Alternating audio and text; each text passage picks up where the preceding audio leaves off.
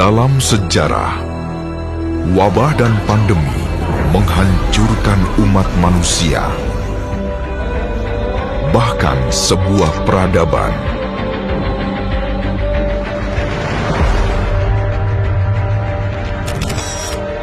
Siapa yang dapat membayangkan pandemi 100 tahun lalu terjadi lagi pada abad ini? Kita sempat diingatkan lebih dari 1 dekade lalu. Flu burung, SARS, MERS yang mengancam ekonomi dan memakan korban jiwa di belahan Asia. Kita abai. COVID-19 menjadi ancaman. Kita kurang tegas menerapkan kebijakan untuk menyelamatkan warganya di atas kepentingan lain. Corona ini tidak seganas kayak H5N1, flu burung dan sebagainya. Ini kan dengan mortality yang lebih rendah, ya 2%.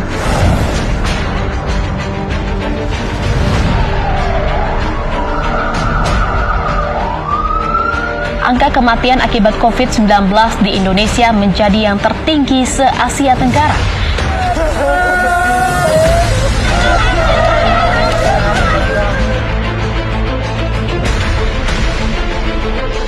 Ekonomi bisa dipulihkan secara bertahap, tapi manusia yang mati tidak bisa dihidupkan kembali. Kita menjadi salah satu negara yang dinilai lamban oleh dunia dalam penanganan pandemi COVID-19, bahkan cenderung buruk. Lagi-lagi rakyat menjadi korban, jaminan hidup dikebiri. Suara-suara ketidakpuasan dan ekspresi dibungkam.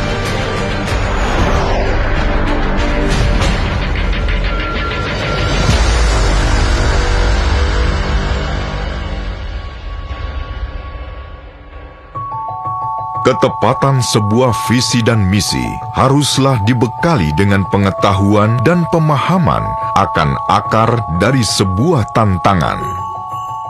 Berbicara tentang berdirinya Partai Demokrat, pertama-tama kita harus mengetahui konteks sejarah waktu itu.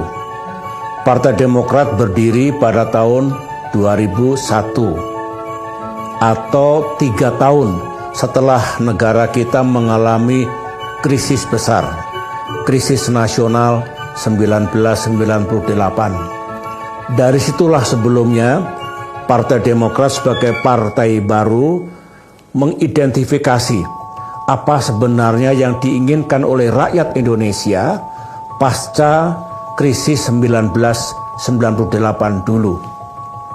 Sebelum saya lanjutkan, menurut pandangan saya, di Indonesia ini ada 3 tonggak sejarah yang sangat penting. Yang pertama adalah 1945, berakhirnya pemerintahan kolonial.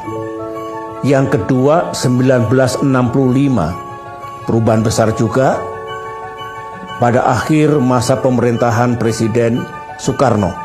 Dan kemudian 1998, akhir masa pemerintahan Presiden Soeharto. Apa yang hendak saya sampaikan, dari masing-masing tonggak sejarah itu, pasca krisis itu, bangsa kita melakukan koreksi total dan perubahan besar. Hal-hal yang tidak disukai oleh rakyat kita di era kolonial tentu harus kita hilangkan dan tidak kita lakukan di era kemerdekaan. Demikian juga 1965, demikian juga 1998. Saya mengkaji dan mempelajari dengan seksama waktu itu apa yang sungguh dikehendaki oleh rakyat Indonesia. Saya simpulkan ada 4 sebenarnya.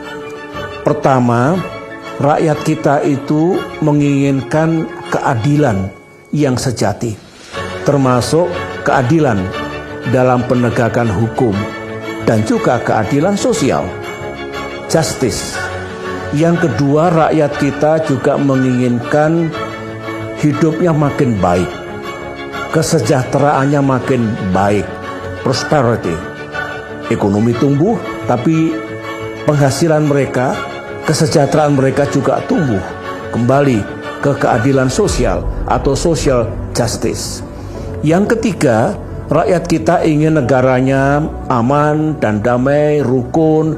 Ingat, setelah 1998, 3 tahun berturut-turut, negara kita mengalami instabilitas. Keamanan di sana-sini robek. Banyak sekali disorder.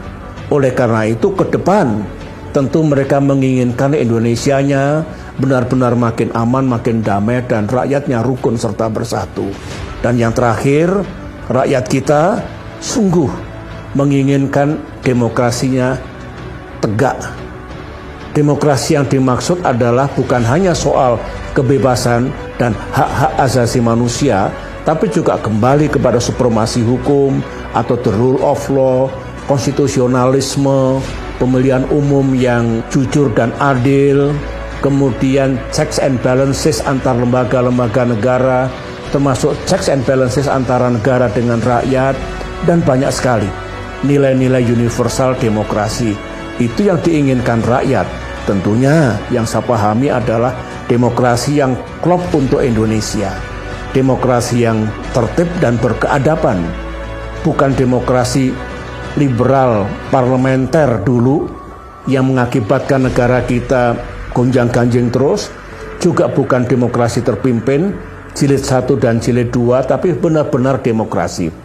Itulah yang saya pahami dulu. Oleh karena itu, sebagai penggagas berdirinya Partai Demokrat, saya tuangkan juga dalam manifesto politik pada tahun itu, maka keempat hal itulah akhirnya menjadi platform perjuangan Partai Demokrat ke depan.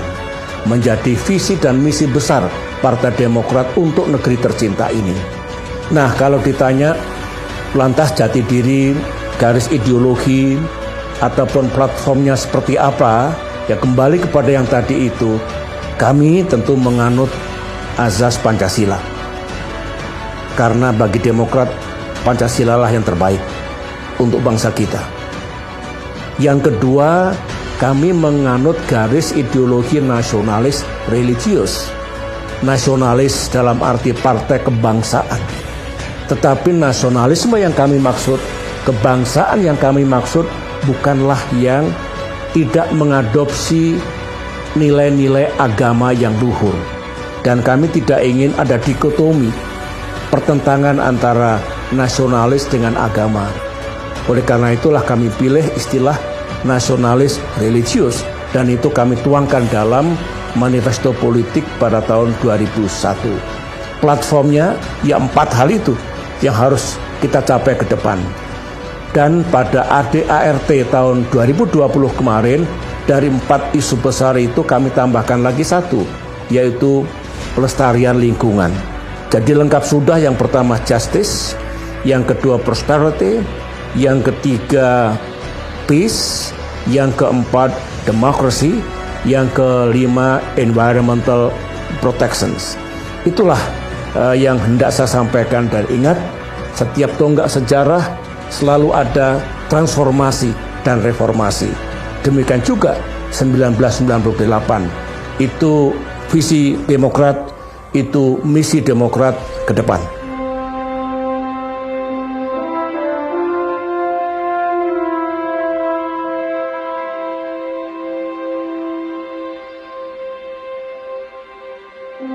Sejarah menjadi guru terbaik ketika kita mampu mengurai setiap nilai yang terkandung bersamanya. Ya, kita pernah diuji oleh sejarah. Pasang surut kehidupan partai kita, ups and down.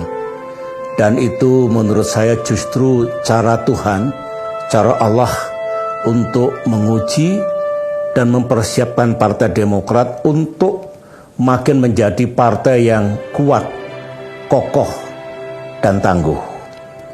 Nah, disitulah sebetulnya kalau kita kembali melakukan kilas balik, flashback, termasuk krisis besar pada tahun 2013 dulu, kita akhirnya alhamdulillah bisa melewati krisis itu karena ada sejumlah faktor yang kita miliki. Kalau kita bicara pelajaran apa yang dipetik, ya di situ faktornya. Faktor pertama adalah para pemimpinnya di samping cakap, tidak gamang, kemudian memiliki determinasi yang tinggi untuk mengatasi krisis itu. Kalau sedang berada di bawah, harus seperti apa partai kita. Jadi faktor kepemimpinan, leadership. Yang kedua juga faktor para kader. Kadernya kalau semuanya setia, ikut membantu mengatasi masalah, istilah saya menjadi bagian dari solusi dan bukan bagian dari masalah, maka paduan antara pemimpin dengan pengurus serta kader akan membuat semua yang dilakukan untuk mengatasi krisis itu menjadi berhasil. Itu yang paling penting kalau kita bicara what lesson to be learned. Nah, krisis atau kalau kita sedang berada di bawah dalam siklus kehidupan partai kita, itu juga yang paling baik untuk menguji kesetiaan para kader. Apakah dia pergi begitu saja, pindah partai barangkali, lompat pagar, yang nyata-nyata bukan kepribadian, bukan integritas kader Partai Demokrat yang kita harapkan. Ketika ada masalah besar, bersatu, bekerja bersama-sama. In crucial things, unity. Bagaimana mengubah dari krisis menjadi peluang, from crisis to opportunity. Itulah yang dapat kita petik dari perjalanan Partai Demokrat sejak 2001 hingga 2021 ini, meskipun kita berdoa kepada Yang Maha Kuasa Allah Subhanahu wa Ta'ala, Tuhan yang Maha Kuasa, jangan lagi ada krisis-krisis besar, tetapi kita harus siap menghadapi apapun, karena begitulah kehidupan sebuah partai politik.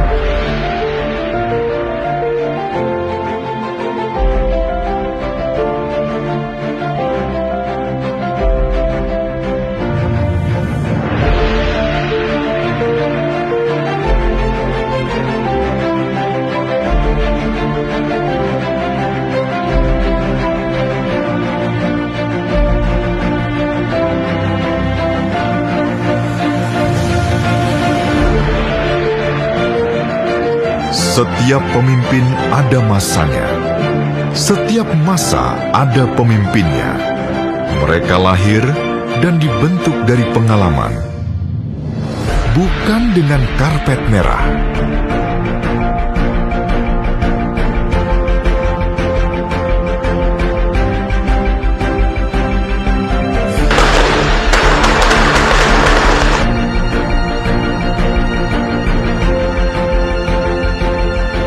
Saya bergabung dengan Partai Demokrat pada tahun 2016, memenuhi permintaan dari sejumlah partai politik, mewakili berbagai kalangan masyarakat sebagai calon gubernur DKI Jakarta. Saya anggap ini sebagai panggilan tugas untuk mengabdi kepada bangsa dan negara secara lebih luas. Saya mengatakan bahwa saya siap untuk melakukan pengabdian yang lain, yaitu di dunia politik dan pemerintahan. Sejatinya, sebenarnya dari TNI pula lah saya belajar dan memiliki prinsip bahwa mengabdi untuk masyarakat, negara dan bangsa tidak mengenal batas waktu dan juga tidak mengenal wilayah penugasan.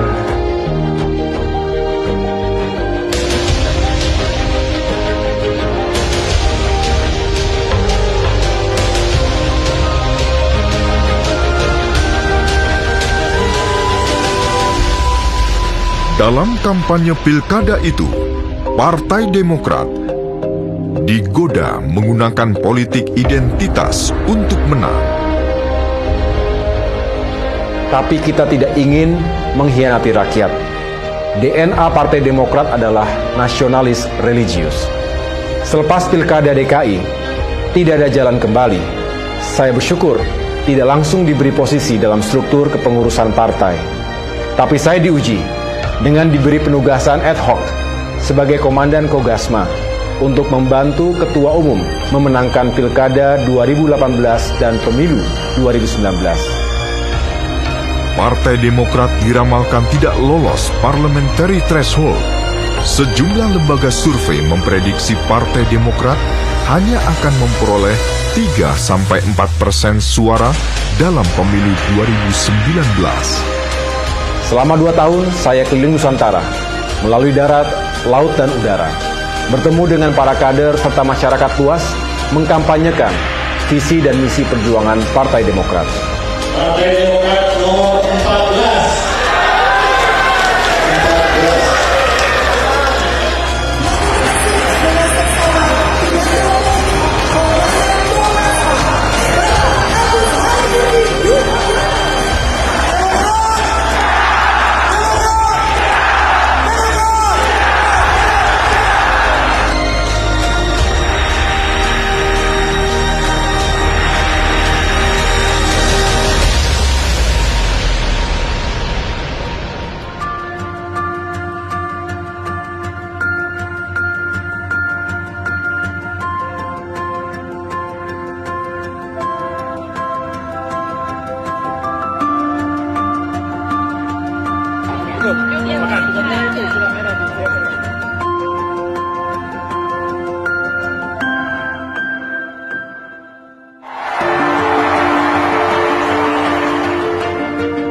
Secara internal, kita juga serius membangun kualitas sumber daya manusia.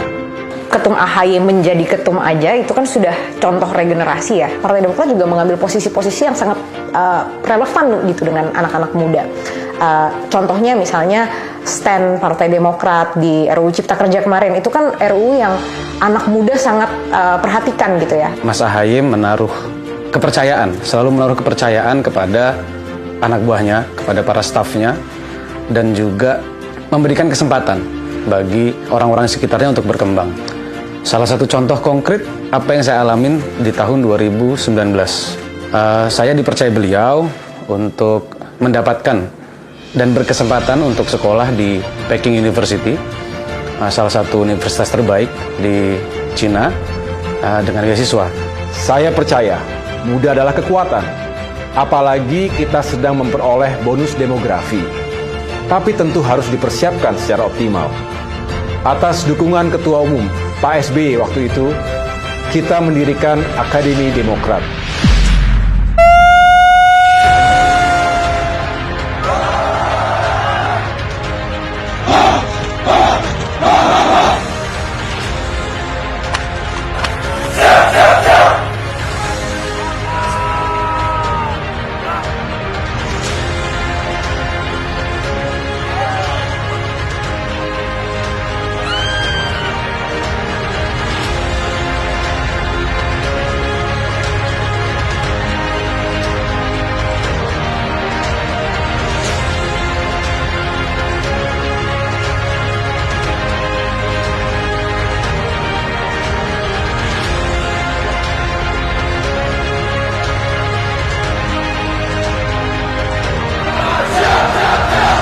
Untuk membina, mempersiapkan anak-anak muda menjadi generasi penerus Partai Demokrat, sekaligus menjadi mesin kampanye pemilu.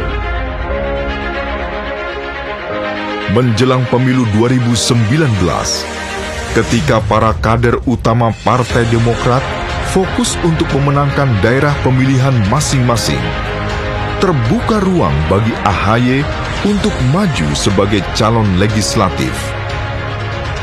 Saya sengaja memilih tidak maju sebagai calon legislatif DPR RI.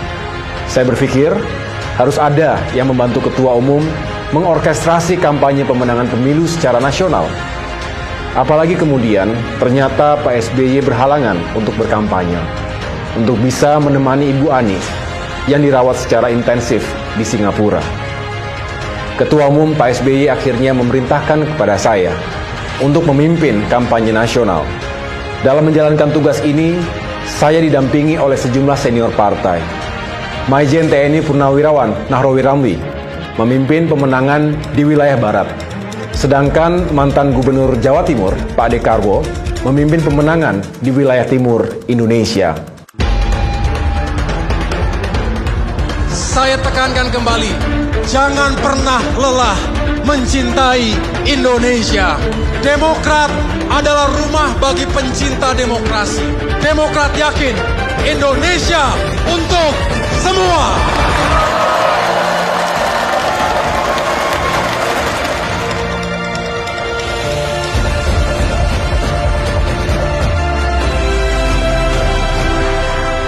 Alhamdulillah, Partai Demokrat bisa mematahkan prediksi sejumlah lembaga survei tadi. Bahkan, memperoleh suara 2 kali lipat dari yang diramalkan. Keberhasilan bersama ini membuat AHY diberi amanah untuk duduk dalam struktur kepengurusan sebagai wakil ketua umum. Namun pada saat yang bersamaan, keluarga besar Demokrat mengalami duka, kehilangan yang luar biasa. Dengan berpulangnya Ibu Ani Yudhoyono, seorang pejuang sejati, sejak berdirinya partai 20 tahun lalu, sampai dengan akhir hayatnya. Almarhumah adalah inspirasi untuk kita semua, dan juga jembatan komunikasi bagi para kader Demokrat. Saya pribadi banyak belajar dari beliau tentang semangat juang untuk selalu berpihak pada kepentingan rakyat.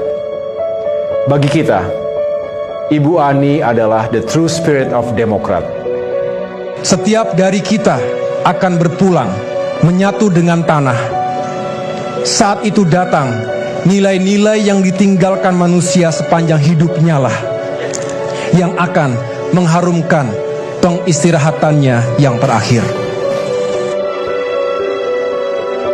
Selamat jalan, Memo. We love you.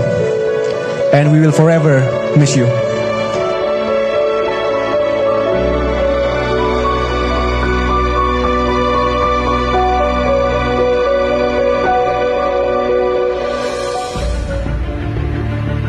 Apa kabar semuanya? Berbekal pengalaman hampir 5 tahun terjun langsung ke politik bersama para kader Demokrat, AHY kemudian didaulat untuk menjadi calon ketua umum Partai Demokrat menjelang Kongres kelima di Jakarta. Saya merasa terhormat, tapi saya pikir untuk meyakinkan diri sendiri, saya harus bertemu langsung dengan para pemilik suara di seluruh Nusantara. Dalam waktu 60 hari, saya berkeliling ke 34 provinsi, menemui setiap ketua DPD, serta hampir 514 ketua DPC. Alhamdulillah, mereka sepemikiran dan satu visi untuk memajukan Partai Demokrat.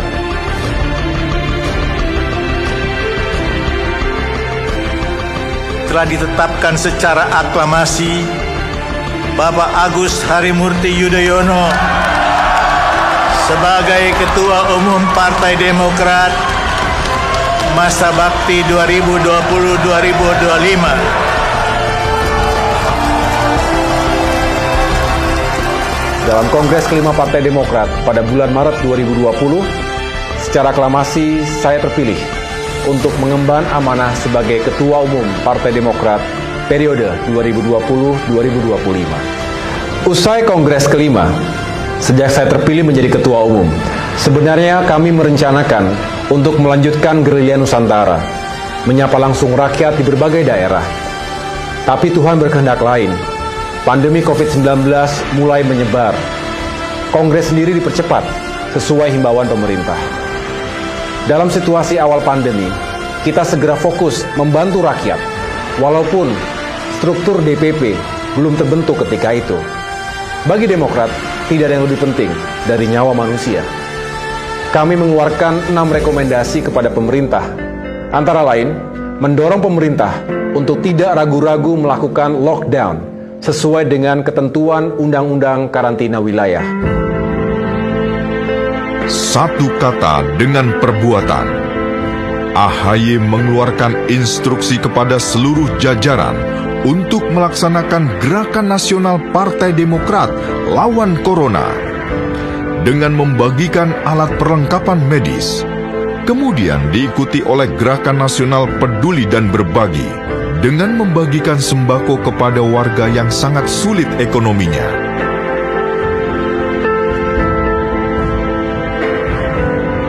Alhamdulillah, dalam waktu kurang dari 3 bulan, kita bisa menyalurkan bantuan hasil swadaya kader lebih dari 250 miliar rupiah bagi saudara-saudara kita, masyarakat Indonesia yang sangat membutuhkannya. Ini dilanjutkan dengan gerakan nasional membina dan membantu UMKM yang paling terpukul akibat pandemi. Kita juga melakukan pembinaan di samping memberikan bantuan, dan tentunya harapan kami UMKM sebagai ujung tombak perekonomian bangsa ini bisa tetap survive, bisa tetap kuat sesuai dengan semangat Partai Demokrat, bersama kita kuat, bersatu kita bangkit. Selain itu, untuk membantu para pelajar yang kesulitan mengikuti pendidikan jarak jauh, kita melakukan gerakan nasional Wi-Fi gratis. Sekarang Partai Demokrat dianggap sebagai partai yang terdepan untuk memberikan bantuan-bantuan masyarakat. Jadi di dalam situasi pandemi ini, justru dengan instruksi ketum dan dengan semangatnya para kader turun ke lapangan, sehingga masyarakat merasakan manfaatnya. Dalam bahasa mereka akan mengingat partai mana atau siapa yang datang ke mereka pada saat mereka sedang mengalami kesulitan. Karena ini bukan mencari dukungan politik, ini adalah tentang kemanusiaan. Dalam rangka membangun komunikasi dan sinergi yang baik dengan berbagai elemen bangsa, Partai Demokrat di bawah kepemimpinan AHY bergerak melakukan silaturahmi 360 derajat. Di tingkat pusat, AHY menyambangi ketua umum partai politik lain.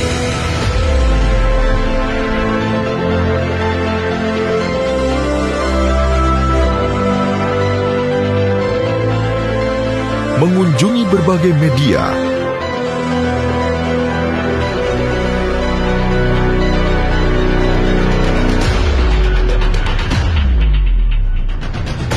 organisasi-organisasi massa, serta organisasi keagamaan.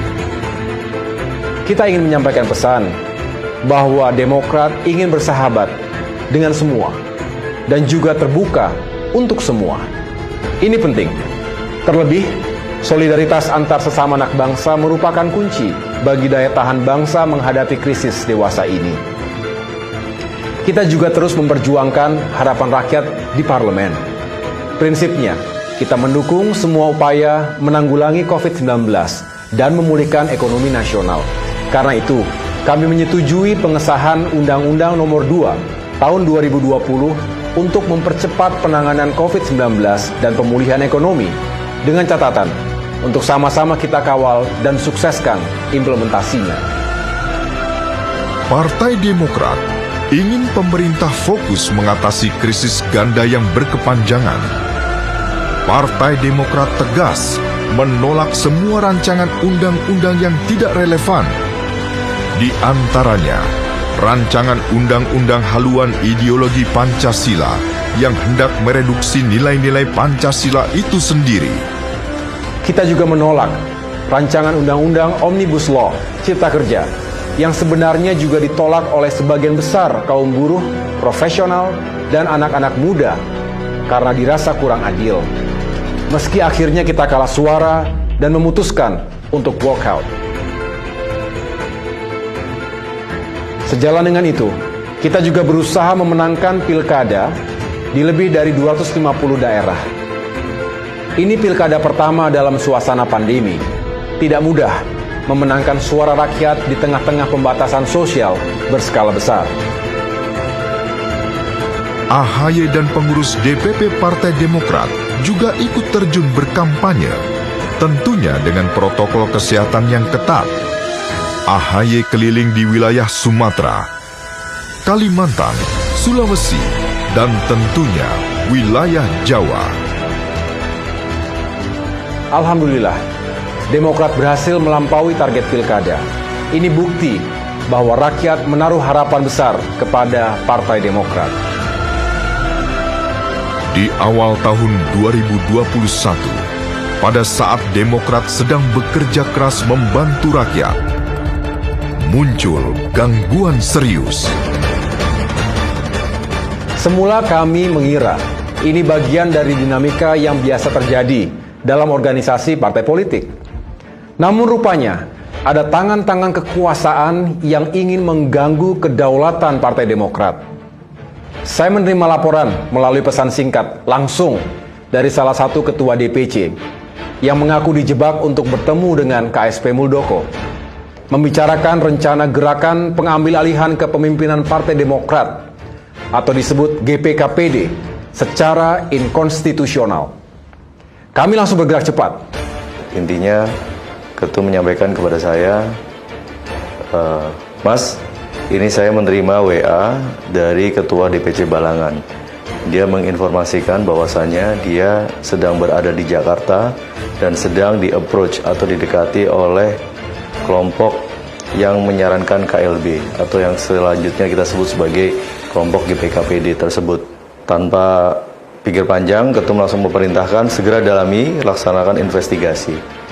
Setelah berkonsultasi dengan Majelis Tinggi Partai, kami memutuskan untuk berkirim surat kepada Presiden Joko Widodo karena KSP Muldoko mengklaim telah mendapat restu untuk melakukan kudeta tersebut. Kami tentu tidak percaya, karena itu kami memohon klarifikasi. Saya akan menyampaikan penjelasan tentang gerakan politik yang bertujuan mengambil alih kekuasaan pimpinan Partai Demokrat secara inkonstitusional melibatkan pihak luar atau eksternal partai. Seorang pejabat tinggi pemerintahan yang sekali lagi sedang kami mintakan konfirmasi dan klarifikasinya kepada Presiden Joko Widodo. Partai Demokrat mensinyalir adanya upaya pengambilan paksa kepemimpinan Partai Demokrat oleh sejumlah oknum kader dan non-kader partai. Agus Harimurti Yudhoyono menyebut ada rencana sistematis yang dilakukan sejumlah pihak untuk mengambil alih Partai Demokrat. Meski namanya tak disebut secara terbuka, KSP Muldoko langsung membantah keterlibatannya. Demokrat ada Pak SBY, ada putranya Mas AHY, apalagi kemarin dipilih secara aklamasi. Muldoko mau kudeta, kudeta apa nih di kudeta? Tapi kemudian terbukti ia menjilat ludahnya sendiri. KSP Muldoko hadir dalam KLB ilegal di Deli Serdang. Gerakan pengambil alihan kepemimpinan Partai Demokrat itu satu istilah yang menurut saya memang pas. Kenapa? Karena langkah yang mereka ambil adalah memang memperlihatkan pengambil alihan. Bahkan bukan hanya kepemimpinan, ini partai mau diambil. Ini terlihat bahwa terjadi suatu deception, terlihat bahwa terjadi satu pembodohan terhadap partai, terutama kader. Dibilangnya oleh mereka, KLB ini untuk menyelamatkan partai, KLB ini untuk menyayangi partai. Siapa? Mereka? Bukan. Justru yang pertama, kalau mereka sayang sama partai, kenapa partai ini dijual kepada orang lain? Yang kedua, kalau mereka memang sayang kepada partai, kenapa partai ini dipecah belah? Bahkan aturan main ADART tentang KLB pun dilanggar oleh mereka. Waktu itu pilihan untuk kita adalah terjun langsung membubarkan KLB ilegal tersebut atau saya memimpin perjuangan di Jakarta. Akhirnya saya putuskan untuk memanggil seluruh ketua DPD provinsi ke Jakarta. Alhamdulillah, seluruhnya solid, kompak, semangat dan siap untuk melawan GPKPD. Sementara Ketua Umum Partai Demokrat Agus Harimurti Yudhoyono menyatakan Kepala Staf Kepresidenan Muldoko merupakan musuh bersama. Ada 4 benteng perlawanan yang Ketum arahkan kepada kami untuk kita pertahankan. Yang pertama adalah benteng secara hukum. Ya, kemudian yang kedua adalah secara politik. Yang ketiga adalah benteng pertahanan secara opini publik, dan yang keempat adalah benteng pertahanan soliditas para kader utama Partai Demokrat se-Indonesia. Dalam hal ini Ketua DPD, Ketua DPC, dan para pemilik suara. Struktur komando yang sudah ada dan dimiliki oleh Partai Demokrat betul-betul bermanfaat. Jadi garis komando yang dipimpin oleh Ketua Umum kita, Mas AHY, dibantu oleh Sekjen, langsung membawai 34 DPD dan 514 Ketua DPC, ini bisa bergulir begitu cepat informasi dan apa yang kita inginkan.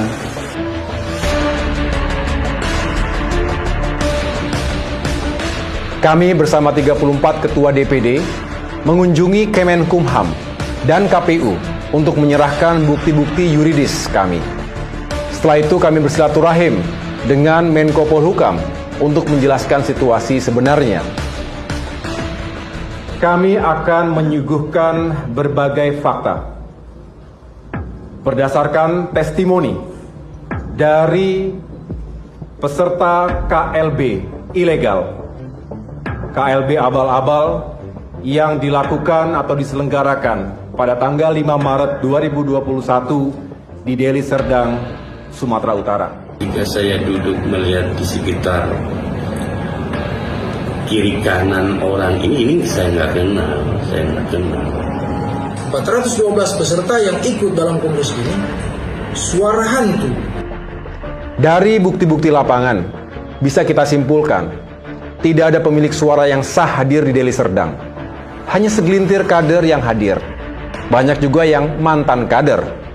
Itu pun sebagian kembali lagi ke Partai Demokrat karena merasa dijebak atau terjebak oleh kelompok GPK-PD tersebut. Bagaimanapun saya bangga, kita semua bangga atas keberanian dan kejujuran. Artinya, Bung Gerald, Bung Rahman masih punya hati.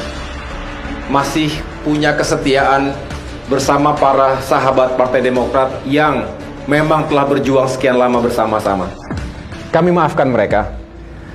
Dengan kata lain, KLB di Deli Serdang ini memang ilegal. Apalagi cukup banyak pesertanya yang ternyata adalah kader partai lain. Ketua menyampaikan bahwa ini bukan hanya permasalahan Partai Demokrat. Ini adalah permasalahan demokrasi Indonesia. Bagaimana kita bisa menyelamatkan demokrasi Indonesia yang terancam oleh sosok yang dekat dengan pusat kekuasaan. Kali ini Partai Demokrat, lain kali bisa saja yang lainnya gitu. Kita bersyukur, bagaikan bola salju, dukungan juga datang dari berbagai kalangan. Para akademisi, aktivis, media, bahkan para tokoh agama, serta berbagai elemen masyarakat sipil lainnya. Demokrat berkoalisi dengan rakyat. Ini pula yang menjadikan semangat dan spirit persatuan, gempuran-gempuran oleh pihak lain yang ingin memecah belah Partai Demokrat melalui gerakan GPKPD. Tentu ini juga menjadi ujian, dan ujian ini bisa kita lalui. Kenapa? Ya tadi ada semangat spirit. Sebagai partai politik anak kandung reformasi, saya yakin bahwa semangat dan spirit persatuan itulah yang kita juga bagian dari perjalanan sejarah. Masih terdapat beberapa kelengkapan yang belum dipenuhi, antara lain perwakilan Dewan Pimpinan Daerah DPD, Dewan Pimpinan Cabang DPC tidak disertai mandat dari Ketua DPD DPC. Dengan demikian, pemerintah menyatakan bahwa permohonan pengesahan hasil Kongres Luar Biasa di Deli Serdang, Sumatera Utara tanggal 5 Maret 2021 ditolak. Menteri Hukum dan HAM Republik Indonesia, Yasona Halawi. Alhamdulillah, pemerintah memegang janjinya untuk bersikap objektif dan mengambil keputusan berdasarkan hukum yang berlaku. Apresiasi kami kepada pemerintah dan rakyat Indonesia. Tapi saya diingatkan oleh senior-senior saya di militer, KSP Muldoko punya karakter, tidak akan berhenti sampai memperoleh apa yang ia inginkan.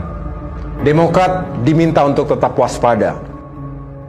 Peringatan ini terbukti KSP Muldoko tanpa malu mengaku-ngaku sebagai Ketua Umum Partai Demokrat, menempuh langkah hukum dengan menggugat pemerintah melalui PT UN. Kita tidak gentar sama sekali.